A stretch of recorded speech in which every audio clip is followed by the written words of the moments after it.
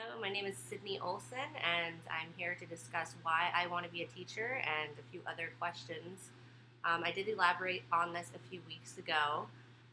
Basically, it was my kids. That was the ultimate thing that came to light in 2012. I was working for the Challenger Learning Center in Kenai.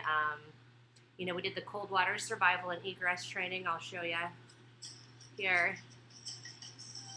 You can see it was a helicopter simulator, and we would strap men into it and women and dunk them into the deep end of the swimming pool. It would flip, and they'd have to egress out. So, it was a good career. I liked the safety industry. There was nothing about that job that I disliked. I really loved the people that I worked with. But what changed was becoming a mother. It does change everything, and this is why my thought process changed on what I want to do for a future career prospects. So when I did take time off to spend with my children when they were babies, I decided to start going to school again, apply those credits towards a teaching career, and the hours for oil field positions.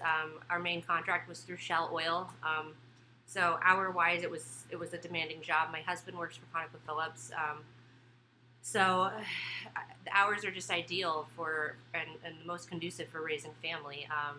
And then not only that, but I think that through having children, I've become a better teacher in general. I think that anyone can be a teacher, but hopefully through retaining a degree, I can become the best teacher I can be. And the type of teacher I want to be is I don't want to be black and white. We're going over all the different philosophies the past few weeks, and we have our books. We can do the books, the workbooks for kids, but I think that no student is alike. They're all different. Speaking from experience, my husband and I took a math class together. He's doing an engineering degree, so he does really well in math. I have to work really hard to get that good grade. So I'm more of a visual learner. I excelled best when I could see a video of it, where my husband, he kind of just goes blank when he starts listening to someone talk, and he would rather see, the problem broken out on a page, and that's how he learns.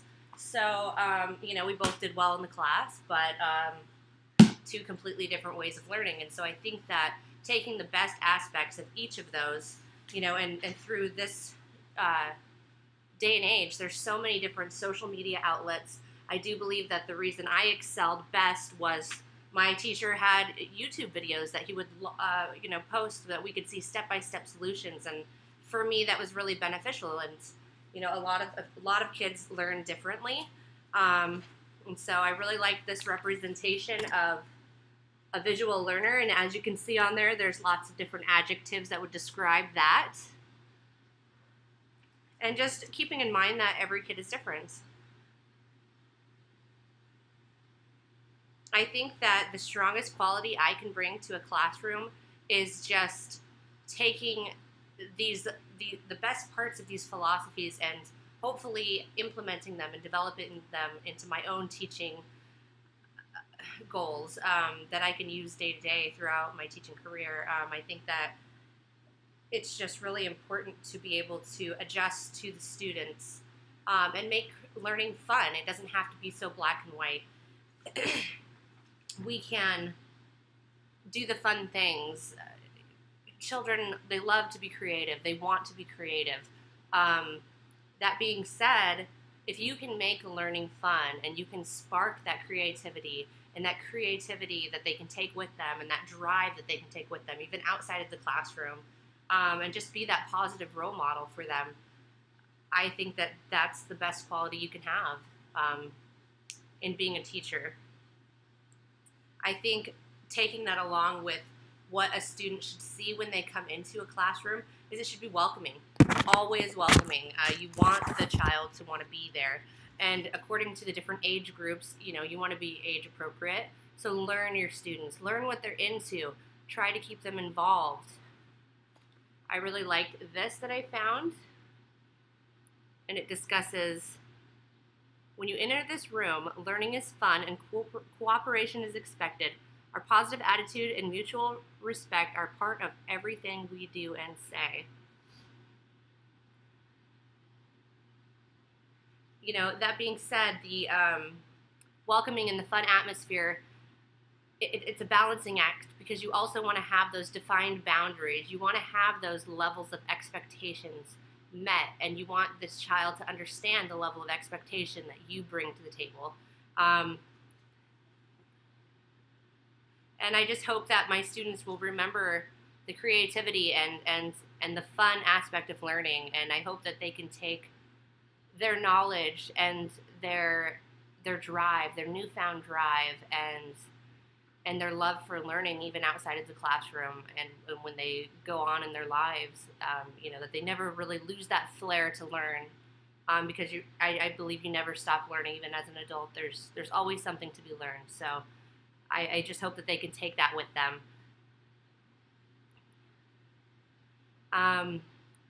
I'm most excited, I would say, just to be a positive role model for some young students. I think that a lot of times, you know, that's lacking in children, and I just think that that is so important, that every child have a positive role model that can be that guiding stone, you know, that they can just take those morals and those things that they've learned throughout time with that individual, and they can just apply it to their day-to-day life, and hopefully you can just make a positive change in a student. Hopefully over time you will see a positive change through your students, and I think that's the most rewarding. You know, I can speak from personal experience with my children that when you see them light up and you see them understand a concept and they're proud of themselves, just genuinely proud of themselves, you can't help but share that joy with them. So